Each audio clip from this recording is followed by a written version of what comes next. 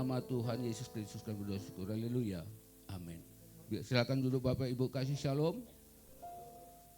Selamat hari Paskah, selamat hari kemenangan bagi kita semua. Hari ini biar menjadi hari sukacita bagi kita. Sesuai dengan tema kita, kematian, kebangkitan, kenaikan Yesus ke surga, memberikan satu berkat yang luar biasa bagi kita. Bagi orang dunia ini adalah satu kegagalan. Tapi bagi kita sebagai orang percaya ini adalah satu kemenangan. Amin. Mari kita buka firman Tuhan dalam Yohanes 14. Ayat ini biasa disampaikan pada ada acara-acara kematian. Tapi hari ini dia bukan untuk hari kematian saja, tapi dia hari ini membuktikan dia bangkit naik surga. Bapak Ibu, kalau sudah ketemu, kita bangkit berdiri, kita baca Yohanes 14 ayat 1 sampai dengan 6. Yohanes 14 ayat 1 sampai 6, seperti mana biasa kita baca berbalas-balasan. Saya pertama, Bapak Ibu kedua, nanti ayat 6 kita baca bersama-sama. Rumah Bapa. Janganlah gelisah hatimu, percayalah kepada Allah, percayalah juga kepadaku.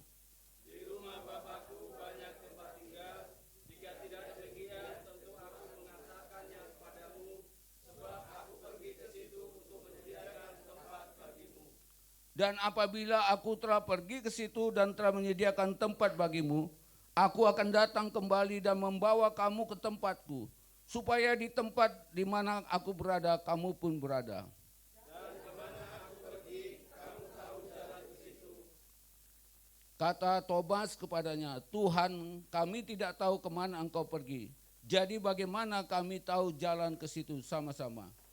Kata Yesus kepadanya, Akulah jalan dan kebenaran dan hidup. Tidak ada seorang pun yang datang kepada Bapa kalau tidak melalui aku. Amin. Silakan duduk Bapak Ibu. Kisah ini diawali dalam satu percakapan Tuhan Yesus bersama-sama dengan muridnya. Dan pada saat itu hari terakhir Tuhan Yesus tahu dia hari terakhir bersama dengan mereka.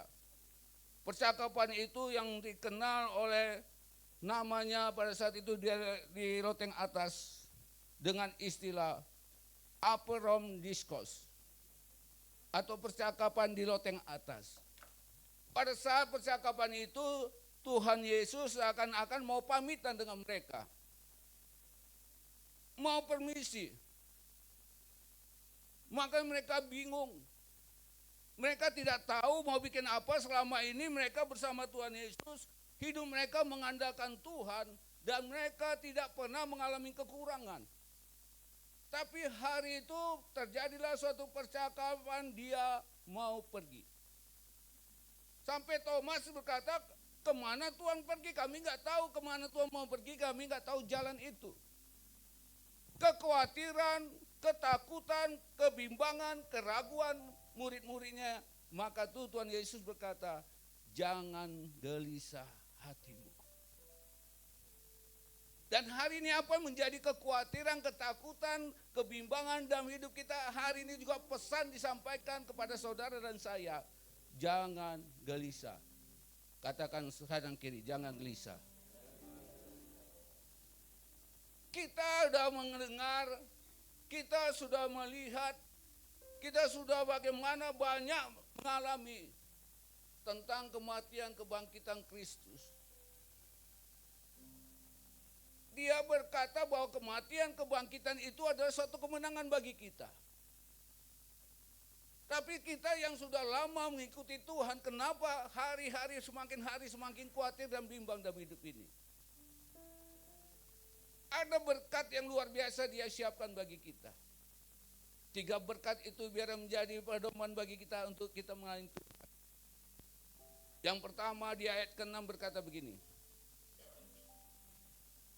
Kata Yesus kepadanya, Akulah jalan dan kebenaran dan hidup. Tidak ada seorang pun yang datang kepada Bapa kalau tidak melalui aku. Yang pertama berkat yang luar biasa. Tuhan Yesus itu menyiapkan jalan bagi kita.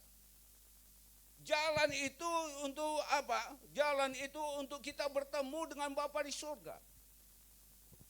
Kalau selama ini pada saat itu orang-orang yang berdosa untuk berjumpa dengan Allah, ada hambatan yang mereka tidak bisa langsung. Mereka harus datang kepada imam-imam, mereka harus membawa persembahan. Jalan itu hanya dilalui oleh kita melalui Tuhan Yesus. Tuhan Yesus berkata, tidak ada seorang pun dapat bisa bertemu dengan Bapa tanpa melalui Dia. Jadi jalan itu yang dibuka oleh Tuhan Yesus untuk kita berjumpa dengan Bapa di surga secara langsung. Ketika Dia berkata, Bapa, kepadamulah aku serahkan hidupku. Pada saat itulah tabir bait Allah terbagi dua. Dalam arti kata, disitulah jalan kita menuju kepada Bapa, tidak lagi pakai perantaraan, tapi langsung kita bisa berjumpa dengan Bapa. Maka itu kita bersyukurlah karena ada Tuhan Yesus yang memberikan jalan bagi kita. Saya percaya Dia berikan jalan itu kepada kita. Ketika kita berjumpa dengan Bapa, banyak jalan-jalan yang kita akan temukan. Banyak jalan-jalan yang dibukakan bagi kita. Tapi jalan keselamatan hanya satu dalam Tuhan Yesus Kristus. Jalan-jalan apakah itu? Jalan itu namanya jalan di mana kita dibukakan jalan pada saat kita ada masalah. Jalan itu ada namanya jalan pertolongan. Jalan itu ada namanya jalan anugerah. Jalan itu ada namanya jalan kasih setia Tuhan. Banyak jalan-jalan yang membuat kita berkata, jangan gelisah hatimu. Tuhan Yesus memberikan satu jaminan, Dia membuka jalan-jalan keluar dalam setiap masalah kehidupan kita. Yesaya 43 ayat 16-19 berkata begini. Jalan itu Dia berikan di tempat yang kering, di tempat air, di tempat yang lembah kekelaman. Dalam arti kata kalau kita baca nanti di rumah Yesaya 43 ayat 16 dan 19. Di tengah-tengah tidak ada kepastian. Di tengah-tengah ketandusan, di tengah-tengah kita tidak mengerti, tidak tahu apa yang lagi kita buat. Disitulah Dia bukakan jalan bagi kita. Mana mungkin di air yang deras Dia bukakan jalan. Mana mungkin di ada padang tandus yang kering, ada jalan yang kita harus bisa lalui. Bapak Ibu, di tengah ketidakmungkinan itu Tuhan bukakan jalan bagi kita, amin. Apa yang membuat kita gelisah hari ini? Apa yang membuat kita khawatir hari ini? Di Paskah inilah Tuhan membukakan jalan bagi kita. Mungkin hari-hari ini ada banyak jalan yang buntu. Samuel Tirta berkata begini, dalam Tuhan tidak ada namanya jalan buntu. Dalam Tuhan yang ada namanya jalan keluar dalam setiap masalah kita. Mungkin hari ini kita berkata, udah gak mungkin lagi. Jalan itu sudah buntu. Jalan itu sudah tidak mungkin kami bisa lalui. Terlalu berat, terlalu tinggi, terlalu tandus, terlalu panas. Bahkan terlalu banyak onak duri yang gak bisa kami lewati. Tapi selama kita berjalan dengan Tuhan, tidak ada namanya yang tidak mungkin. Amin. Selama kita bersama dengan Tuhan, Dia selalu senantiasa pembuka jalan dalam setiap hidup kita.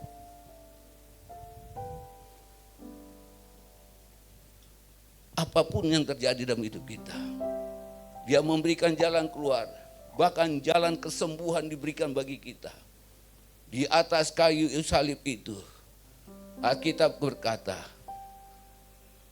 oleh bilur Tuhan Yesuslah segala sakit penyakit kita sudah disembuhkan. Di tengah mungkin dokter sudah angkat tangan, tidak ada lagi jalan kesembuhan. Di tengah dokter sudah berkata nggak mungkin lagi bisa disembuhkan. Selama kita bergantung berserah berharap pada Tuhan, bagi Tuhan tidak ada yang tidak mungkin. Dia sanggup menolong kita. Paling tidak mungkin lewat penyakit kita sudah tidak bisa disembuhkan lagi. Tapi kesembuhan total ada di rumah Bapa di surga diberikan bagi kita. Tidak ada lagi sakit penyakit di sana. Yang hanya di sana ada kita memuji menyembah Tuhan. Di tengah-tengah kita seperti tadi, orang-orang ibu-ibu berkata, apanya di mana dan apanya kenapa, karena itu Bapak Ibu bahasa tinggi, nggak semua orang tahu. Apanya kan apanya, supaya apanya itu bahasa sangat tinggi.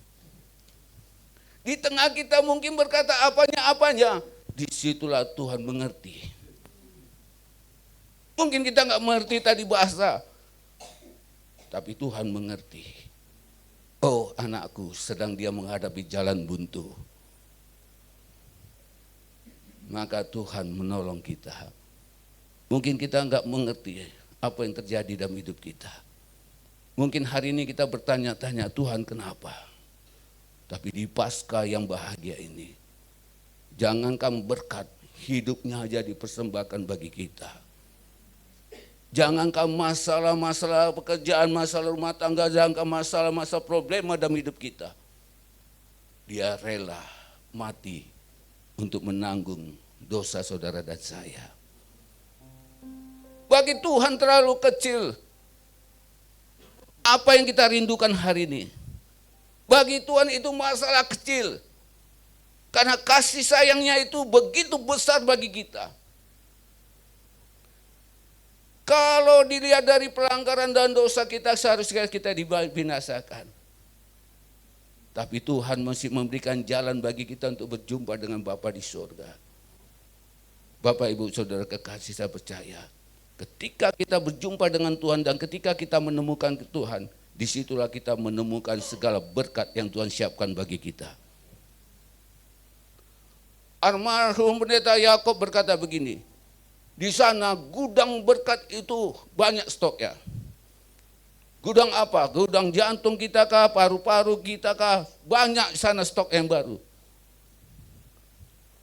Mungkin dokter bisa gantikan jantung kita dengan orang lain, dengan jalan operasi. Tapi itu juga bisa salah, nggak cocok kedudukannya. Karena yang menciptakan Tuhan, Tuhan itu tahu yang terbaik bagi kita. Itulah jalan yang diberikan bagi kita, Pak.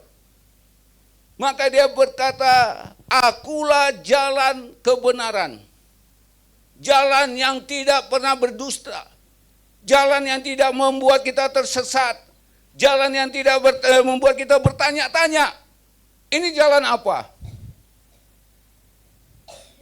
Jalan itu adalah jalan yang benar dan tidak pernah salah. Orang mesti mencari-cari jalan itu.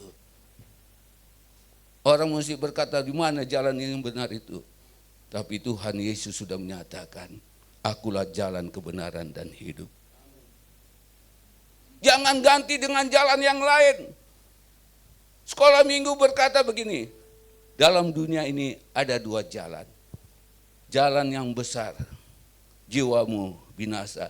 Jalan yang sempit, hidup kita kekal selamanya. Ada dua jalan pilihan. Bapak Ibu, jalan mana? Oh, jalan yang lebar kita pilih. Kenapa dia melebar? Oh, jalan lebar ada sukacita. Sukacitanya apa? Dugem. Senang-senang, joget-joget. Tapi itu membuat kita binasa. Jalan yang sempit lebih sukacita lagi.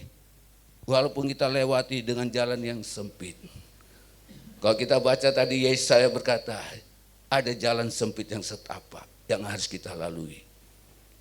Tapi ketika kita lalui jalan itu, di dalamnya ada jalan yang begitu luar biasa. Kita menemukan segala-galanya hidup kekal yang Tuhan berikan siapkan bagi kita. Tergantung bagaimana kita. Di Paskah ini, pilihan ada pada kita. 5 jalan Tuhan itu yang tidak menyimpang ke kanan ke kiri. Yang tidak memberikan kita tersesat. Walaupun itu sempit. Atau jalan yang lebar membuat kita binasa.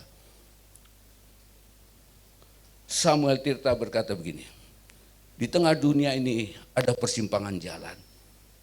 Pada saat kita nggak tahu jalan mana yang kita pilih. Pada saat mungkin kita ada di tengah-tengah lampu merah. Kita berkata ke kiri atau ke kanan. Pasti kita, apalagi jalan itu belum kita pernah lalui, pasti kita bingung. Tapi di jalan Tuhan, walaupun persimpangan jalan dalam hidup kita, Tuhan tidak pernah membuat kita bingung. Tuhan memberikan kita kepastian. Anakku, jalan terus. Di jalan itulah kamu akan menemukan satu tujuan rencana. Dia bukan penunjuk jalan, tapi dia jalan itu sendiri. Kalau dia petunjuk jalan, bisa saja dia salah jalan. Bisa saja kita salah jalan. Kalau kita bertanya di tempat teman-teman kita, di sini kan ada berapa orang Kupang. Adik, di manakah jalan mau ke pasar? Kakak terus aja di sana, belok kiri, kanan. Nanti kalau ada orang rame-rame, itu sudah. Nah, kapankah pasar itu tempat orang rame-rame? Kita nggak ngerti, kiri kanan, ada rame-rame, nggak tahu rame-rame berantem. Tapi kalau Tuhan Yesus, dia tidak pernah salah. Tapi hati-hati kalau kita nanya jalan kepada salah satu suku yang lain. Bapak, di manakah jalan kuntak-kuntak? Kalau orang Medan tuh kuntak-kuntak jalan listrik. Jalan kuntak-kuntak istilahnya. Kalau kita pegang kan kontak. Itu listrik istilahnya. Oh kakak, jangan, itu sudah dekat katanya. Kalau udah gini hati-hati. Dekat sana sama dekat kita beda. Dia nunjuk bukan itu sana, enggak. Itu sudah dekat. Enggak tahu 1 kilo kita enggak nyampe. Tapi Tuhan Yesus, dia bukan penunjuk jalan, tapi dia jalan itu sendiri. Yang membawa kita sampai pada tujuan.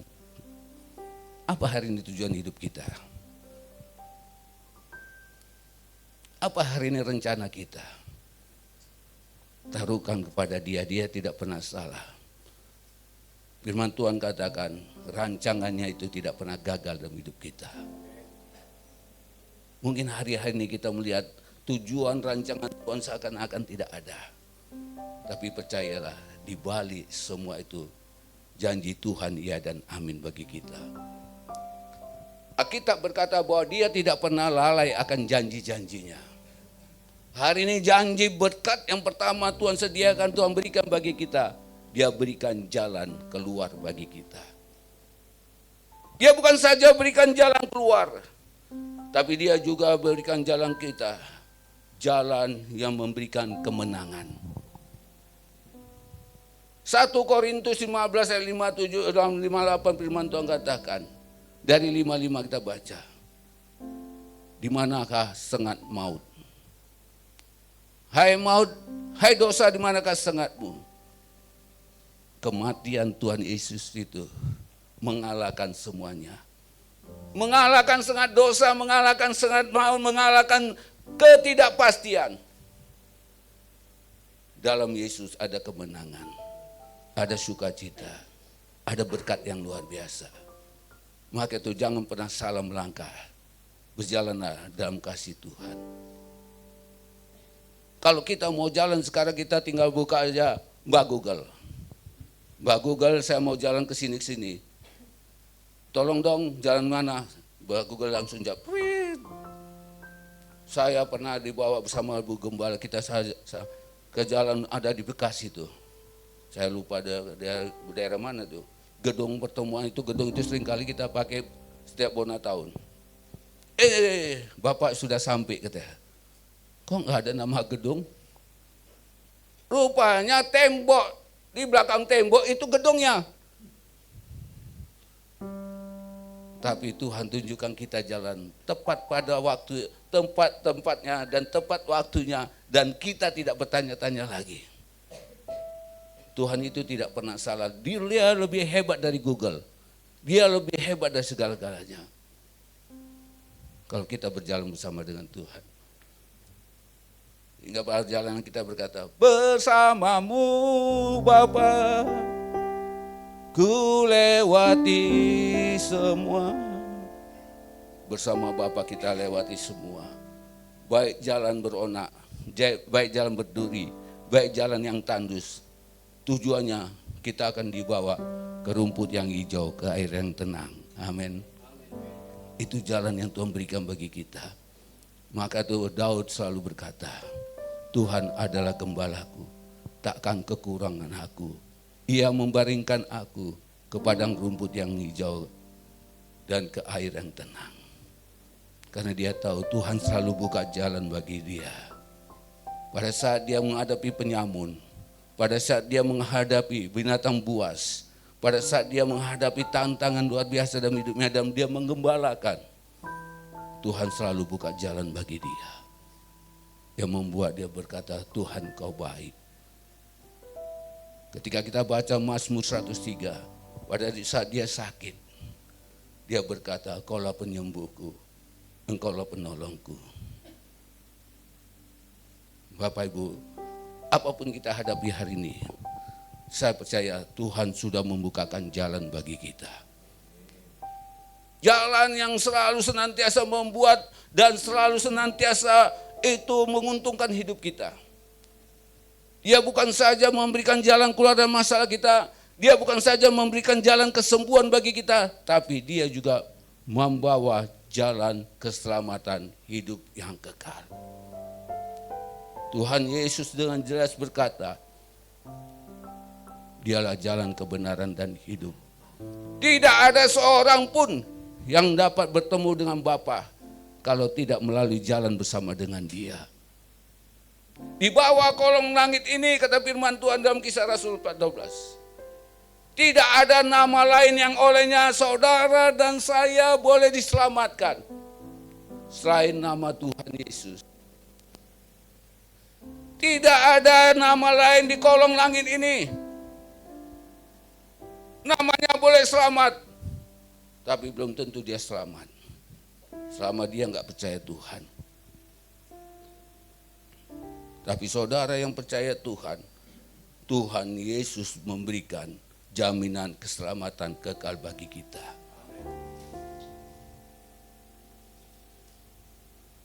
Saya selalu ucapkan di tempat ini bagi kita supaya kita ingat. Yohanes 3:16. Ayo tambah buka Alkitab kita baca yuk.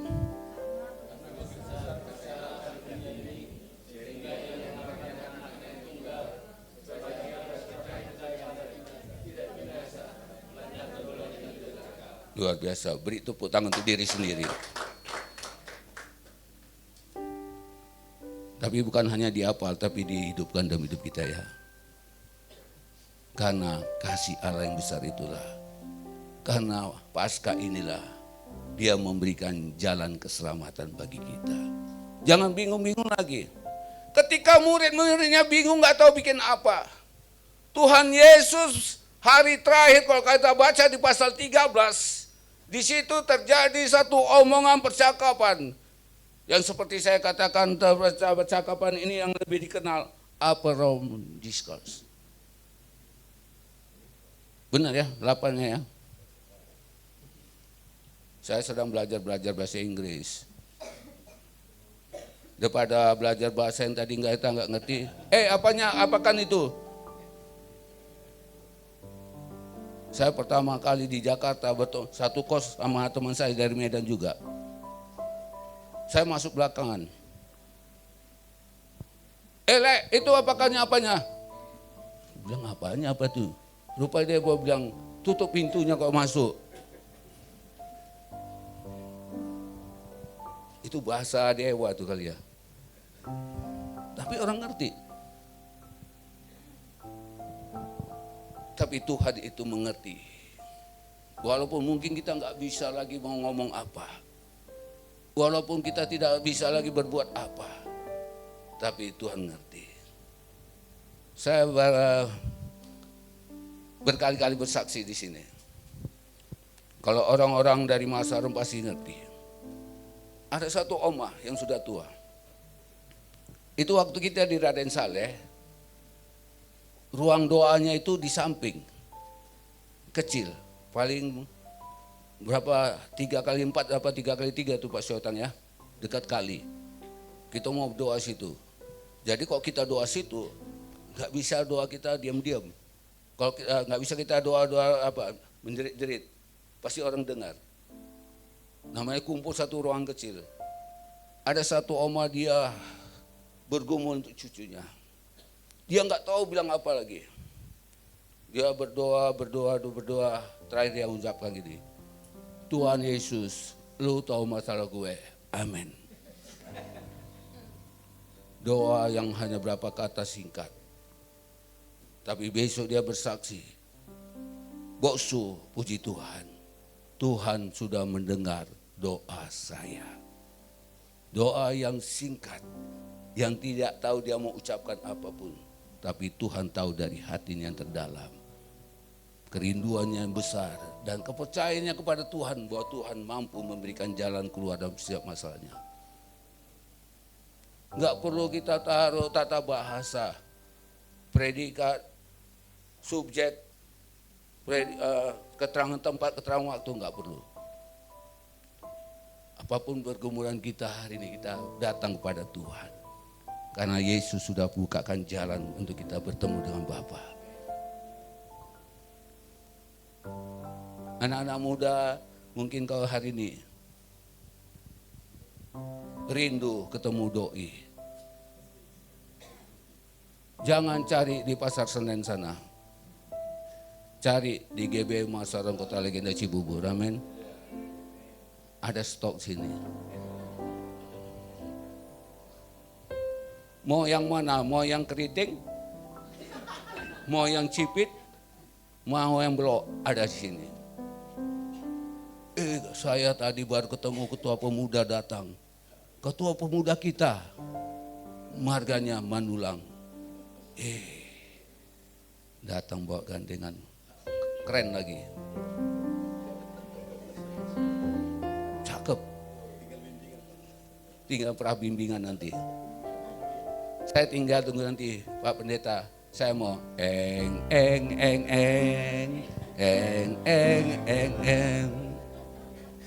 Baru kita bilang diberkatilah engkau, diberkatilah rumah tanggamu. Dalam arti kata Tuhan itu tidak pernah salah memberikan bagi kita. Pasti Tuhan memberikan yang terbaik bagi kita. Selama kita bergantung berharap pada Dia. Tidak ada jalan buntu dan tidak ada jalan yang tidak mungkin kita bisa lalui. Saya rindu kita baca firman Tuhan di dalam Yesaya 43. Ini ayat yang luar biasa. Yesaya 43 ayat 16 dulu. Beginilah firman Tuhan yang telah membuat jalan melalui laut dan melalui air yang hebat. Ayat 19, lihatlah aku hendak membuat sesuatu yang baru. Yang sekarang sudah tumbuh, belum kamu mengetahuinya. Ya, aku hendak membuat jalan di padang gurun dan sungai-sungai di padang belantara.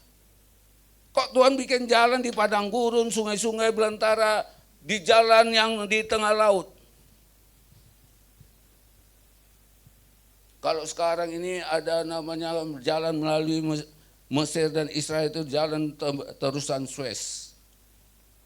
Saya pernah lewat itu jalan itu. Kok jalannya gelap ya? Namanya kita di bawah terowongan, di bawah laut. Tapi Tuhan dulu sudah bikin jalan ini kepada kita. Jalan padang belantara, jalan padang tandus, jalan sungai air yang keras. Jalan yang tidak bisa atau tidak mungkin dilalui orang atau dibuat orang. Tapi Tuhan sanggup melakukannya untuk kita dapat lalui jalan itu. Walaupun tidak mungkin, tapi Tuhan mampu memberikan jalan itu bagi kita. Selama kita berharap bersyukur pada Dia. Kematiannya bukan akhir segala-galanya. Kematiannya memberikan jalan untuk supaya kita tetap memperoleh hidup yang kekal. Oh, bagi orang berkata, ya Tuhan lu mati. Sekali lagi untuk anak-anak muda jangan malu. Kalau dibilang Tuhan kalian kan mati, ya Tuhan kami mati. Tapi Tuhan kami mati untuk saya, untuk engkau. Supaya engkau tidak binasa, tapi supaya kau hidup kekal. Bilang gitu. Jangan malu, ya Tuhan aku mati diledekin, kita malu. Dia memberikan jalan di tengah ketidakpastian. Maka itu dia katakan, jangan gelisah hatimu, percaya padaku. Dia berkata waktu murid-muridnya bimbang. Dia tahu bahwa saat itu terjadi percakapan di loteng atas. Murid-muridnya bimbang dan ragu. Kok selama ini apa yang dikatakan Tuhan Yesus tidak sesuai dengan apa yang kita dengar hari ini? Mereka berharap Tuhan itu bersama dengan dia, dengan mereka sebagai raja di tengah dunia ini. Mereka berharap bahwa Tuhan Yesus nanti memerintah di tengah dunia ini. Dia sebagai raja, mereka lah menjadi pahlawan atau mereka menjadi tentara-tentaranya. Tapi Yesus berpamitan dengan mereka. Sampai Thomas berkata, Tuhan, di mana jalan itu? Kami nggak ngerti. Dan saya percaya hari ini juga masih banyak kita yang tidak mengerti jalan keselamatan itu di mana. Bapak Ibu tahu jalan keselamatan di mana? Jangan percaya apa kata dunia. Di bawah telapak kakimu, Ibu, ada surga. Bagaimana kok surga dipijak-pijak sama kaki kita? Tapi surga itu dalam rumah Bapakku ada tempat tinggal. Itulah tempat tujuan hidup kita. Maka Paulus berkata, aku berlari meninggalkan apa yang di belakangku, menuju apa yang ada di depanku, jalan yang lurus itu, untuk supaya aku sampai di tujuan rumah Bapa. Maka yang kedua, berkat yang kedua, dia bukan saja menunjukkan jalan, tapi dia juga kebangkitan kenaikan surga itu memberikan tempat tinggal yang pasti bagi kita. Dia memberikan tempat yang pasti bagi kita. Tempat itu kita nggak perlu lagi ngontrak. Ayat kedua berkata begini, di rumah Bapakku banyak tempat tinggal. Jika tidak demikian, tentu aku mengatakan padamu, sebab dia pergi, dia bangkit, dia naik ke surga untuk menyediakan tempat bagi kita. Dia berikan satu jaminan, dia bukakan jalan, dia tunjukkan jalan. Dalam perjalanan kita itu pasti kita akan menuju satu tempat yang sudah disiapkan bagi Tuhan. Apa itu? Rumah Bapa di surga. Inilah yang membuat penghiburan bagi semua murid-muridnya. Jangan bimbang, percaya padaku. Dia mau katakan, aku pergi, ada tempat yang terbaik dan lebih baik lagi untuk kuberikan pada kalian. Tempat itu bernama rumah Bapa di surga. Mungkin hari ini kita ada di tengah dunia ini, rumah kita mesti ngontrak. Jangan takut. Tuhan sudah menyiapkan tempat yang terbaik bagi kita. Kita nggak perlu lagi bayar listrik, kita nggak perlu bayar IPL, kita nggak perlu bayar apapun. Itulah tempat yang terindah yang kita sedang nanti-nantikan. Rumah itu adalah tempat di mana kita tempat istirahat. Rumah itu adalah satu tempat di mana dipastikan bahwa kita ada di sana dan kita tinggal di sana. Rumah itu satu gambaran kita dikumpulkan satu keluarga bersama-sama di sana. Dan Tuhan Yesus nanti dia menjadi kepala keluarga kita. Kita dikumpulkan di rumah itu yang besar itu. Bapak Ibu rindu nggak ke sana? Amin. Ada yang nggak rindu nggak? Bukan sekarang. Om Wim dia berkata begini. Om Wim itu setiap malam minggu dia minum namanya cap tikus dan topi miring. Malam minggu bagi dia malam panjang. Dia mabuk, Tapi hebatnya Om Dem ini dia nggak lupa hari Minggu ke gereja. Malam Minggu dia teler, hari Minggu dia ke gereja. Untuk pemutihan dosa katanya. Memang seperti dulu bisa kita bayar, nih tebus dosa. Kita dapat sertifikat, dosamu padamu lah aku berkenan. Karena dia tahu, pilih jalan yang benar, jalan yang tidak menyesatkan dalam hidupnya. Saya percaya Bapak Ibu di tempat ini, tidak ada lagi keraguan dalam hidup kita, amin. Apakah kita tahu setelah kita pergi nanti, setelah kita meninggal, kemana kita? Apakah kita di awang-awang? Ataukah kita tidak tahu? Seperti orang berkata, hidup ini sekali, setelah itu selesai. Ingatlah, ada pertanggungjawaban yang diminta untuk kita. Perbuatan kita lah yang menentukan. Maka itu seringkali kita salah. Saya percaya kita diselamatkan oleh kasih karunia. Tapi itu tidak titik. Tapi koma, oleh iman. Kita diselamatkan oleh kasih karunia benar, tapi oleh iman perbuatan kita juga menentukan untuk kita mendapat kasih karunia dari Tuhan. Enggak mungkin Tuhan kasih karunia keselamatan itu bagi orang yang tidak percaya. Tapi saya percaya kasih karunia Tuhan itu diberikan orang yang beriman kepada Tuhan Yesus. Maka kitab Roma 10 katakan, barang siapa mengaku dan percaya dengan mulutnya, dengan bukan mulut orang lain, bukan mulut pendeta, maka dia akan diselamatkan.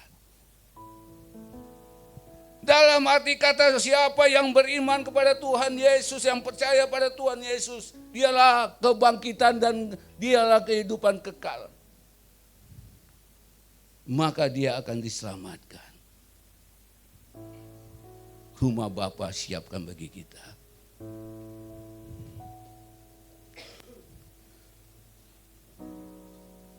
Di dalam Yohanes 13 ayat 13 berkata begini.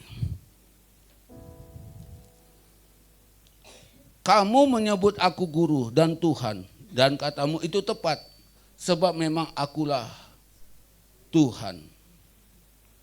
Seringkali kita menyebut dia Tuhan, tapi kita bimbang. Tapi Tuhan Yesus mau katakan, orang bertanya, kalau memang dia Tuhan, di manakah ayat? Bapak Ibu, ayat inilah meyakinkan kita bahwa dia katakan benar aku Tuhan. Berarti Alkitab enggak salah. Dia Tuhan memberikan jaminan keselamatan bagi kita. Kita bersyukur. Kita punya Tuhan yang luar biasa. Murid-muridnya gelisah. Murid-muridnya bimbang.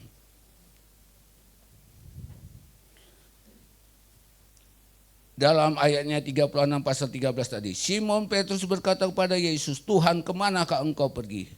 Jawab Yesus, ke tempat aku pergi. Engkau tidak dapat mengikuti aku sekarang. Tetapi kelak engkau akan mengikuti aku. Kata Petrus padanya, Tuhan, mengapa aku tidak dapat mengikuti engkau sekarang? Aku akan memberikan nyawaku bagimu. Jawab Yesus, nyawamu akan kau berikan bagiku. Sesungguhnya aku berkata padamu, sebelum ayam berkokok, engkau telah menyangkal aku 3 kali. Hari ini kenapa kita juga belum bisa ikut Tuhan Yesus naik ke surga? Bapak Ibu, kalau kita belum diberi kesempatan untuk sana, karena Tuhan mau berikan tugas bagi kita. Tugas itu apa? Amanat agung. Beritakanlah firman Tuhan itu. Jadikanlah semua bangsa menjadi murid-mu. Baptislah mereka dalam nama Bapa, Anak dan Roh Kudus. Jadi kalau kita mesti ada di dunia ini, jangan berleha-leha. Kalau kita mesti bernapas, jangan bangga. Tuhan mesti memberikan, karena Tuhan mau memberikan tugas bagi kita. Bahkan di pasal yang lain, di ayat yang lain, tugas itu diberikan apa yang Tuhan lakukan kepada kita akan melakukan perkara-perkara yang hebat dan lebih besar lagi, kata Tuhan Yesus. Jadi di Paskah yang luar biasa ini, siap nggak jadi murid Yesus? Berat loh. harus menyangkal diri. Harus kita tanggalkan keegoan, harus tanggalkan keinginan-keinginan daging. Kita tinggalkan untuk kita dapat melayani Tuhan. Berkat yang kedua, berkat yang pertama dia akan beri jalan. Berkat yang kedua, jalan itu membawa kita kepada tujuan rumah Bapa di surga. Yang ketiga, lewat kematian, kebangkitan, dan kenaikan Tuhan Yesus Kristus. Apa komitmen kita? Apa respon kita? Lewat kematian, kebangkitan, kenaikan Tuhan Yesus, lewat itu kita percaya bahwa dia sudah berikan jalan, lewat itu kita percaya dia sudah memberikan rumah Bapa, lewat itu kita percaya kita yang percaya pada dia akan diberikan hidup yang kekal. Dia mati supaya kita hidup. Sepanjang bulan ini kan kita berbicara tentang Prapaskah. Apa yang kita sudah dengar hari ini, di hari Paskah yang luar biasa ini, apa respon kita? Apa tanggapan kita? Atau kita berkata ya biasa setahun sekali kita merayakan, nggak jauh-jauh, begitu-begitu aja. Paling kita ke gereja, ada kor, ada drama, ada kesaksian. Apakah itu respon kita tentang Paskah? Apa itu komitmen kita tentang Paskah? Hari ini saya percaya Tuhan tuntut kita. Apa respon kita tentang kematiannya, tentang kebangkitannya?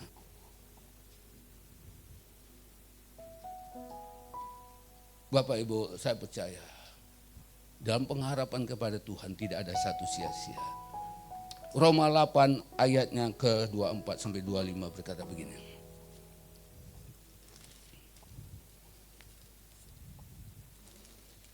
Roma 8 ayat 24 dan 25. Sebab kita diselamatkan dalam pengharapan. Tetapi pengharapan yang dilihat bukan pengharapan lagi. Sebab bagaimana orang masih mengharapkan apa yang dilihatnya.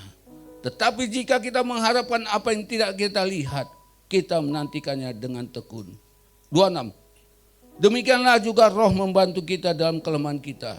Sebab kita tidak tahu bagaimana sebenarnya harus berdoa, tetapi Roh sendiri berdoa untuk kita pada Allah dengan keluhan-keluhan yang tidak terucap. Pengharapan kita dalam Tuhan itu saya percaya tidak ada satupun yang sia-sia. Pengharapan Tuhan dalam kita dan berharap pada Tuhan ada suatu kepastian. 1 Korintus 15 ayat 58 firman Tuhan katakan, segala sesuatu apa yang kita lakukan, kita kerjakan di tengah dunia ini tidak ada satupun yang sia-sia.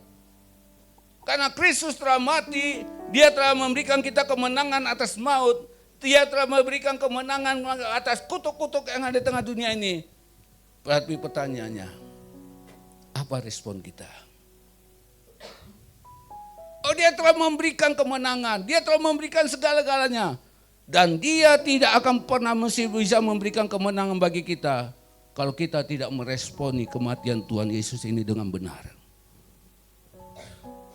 Karena ingat, Tuhan memberi kita satu hak kebebasan. Dia memberikan free will bagi kita. Kebebasan untuk kita pilih jalan sempit atau jalan lebar. Hari ini Tuhan telah memberikan satu kepastian jalan itu pada kita. Hari ini Tuhan sudah memberikan janji yang hebat, rumah Bapa di surga. Pertanyaannya sekali lagi, apa respon kita? Maukah hari ini kita berkomitmen, Tuhan kau telah mati bagiku, aku mau mati bagi Tuhan. Aku mau melayani dengan Tuhan, walaupun apapun yang harus kukorbankan. Aku mau ikut Tuhan, iring Tuhan. Karena Tuhan telah memberikan yang terbaik bagi kita. Saya percaya, saya berharap hari-hari hidup kita mari. Udah gak ada waktu lagi kita main-main dengan dunia ini. Udah tidak ada waktu lagi kita coba-coba. Tapi Tuhan tuntut di hari-hari terakhir ini untuk hidup sungguh-sungguh dengan Dia. Di hari-hari terakhir ini Tuhan yang telah memberikan, mengorbankan hidupnya kepada kita. Kalau kita hanya respon kita hanya setengah-setengah, tidak sungguh-sungguh dengan Dia, Tuhan juga tidak sungguh-sungguh dengan janji yang diberikan kepada kita. Apa respon kita? Tergantung Bapak Ibu kekasih. Bagaimana kita menanggapi tentang Paskah, ataukah seperti orang berkata, Tuhan belum mati. Atau kita berkata juga, Tuhanmu itu sudah ditukar. Bukan Dia yang bangkit. Padahal tentara-tentara, padahal pemimpin-pemimpin agama sudah berkata, kuburannya dijaga. Suruh pasukan-pasukan menjaga, jangan-jangan nanti murid-muridnya mencuri dia. Dengan kuburannya dijaga ketat oleh pasukan-pasukan yang hebat, apa mungkin bisa dicuri? Saya percaya walaupun mereka tertidur, tidak ada satu pun yang bisa mengangkat itu batu yang menutup kuburannya. Dan tidak ada satu tangan pun yang sanggup.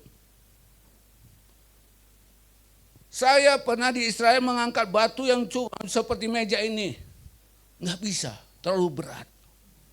Batu di sana terlalu berat. Apalagi yang sebesar itu. Saya percaya tidak ada satu pun yang bisa mengangkat. Tapi hanya Tuhan Bapa di surga lah yang mampu mengangkat, membukanya. Untuk membawa Tuhan Yesus bangkit ke surga. Orang mau katakan apapun, hari ini mari kita responi dengan benar. Bahwa Yesus tersiksa, mati di kayu salib karena cinta kasihnya kepada kita. Sehingga kita hari ini mari ambil tanggapan dan respon yang benar. Untuk kita berikan hidup kita sungguh-sungguh pada Dia. Sehingga pada saat nanti Dia datang kedua kali, Dia berkata, anakku, mari kita bersama-sama masuk di dalam satu pesta perkawinan anak domba Allah. Dia sedang mengundang itu. Dia berkata, Tuhan Yesus berkata, undang semua orang yang ada di jalan. Apakah kita seperti seorang yang berkata, aku sedang memelihara atau aku sedang mengasih makan sapi-sapiku? Atau kita bilang, ayo kita ke gereja, nanti saja. Ada saudaraku yang sakit. Atau ayo kita ke gereja, nanti saja, hari ini ada undangan dari Bapak Presiden. Bapak Ibu kekasih, siapa lebih penting?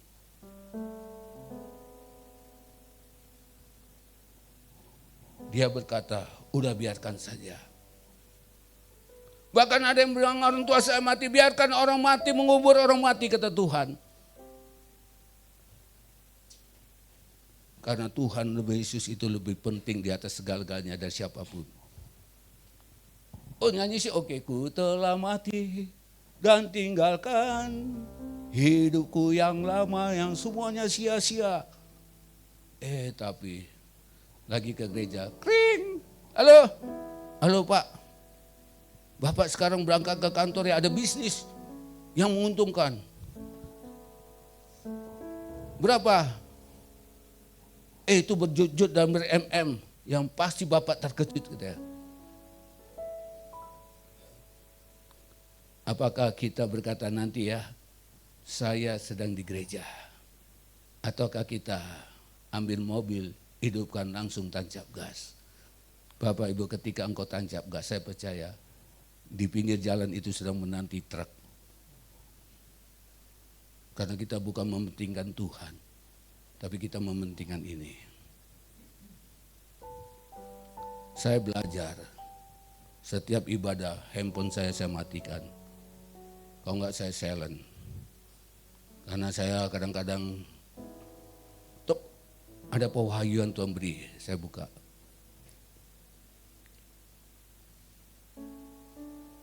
Bapak Ibu jemaat kekasih, boleh enggak saya berkata sebagai pendeta tempat ini?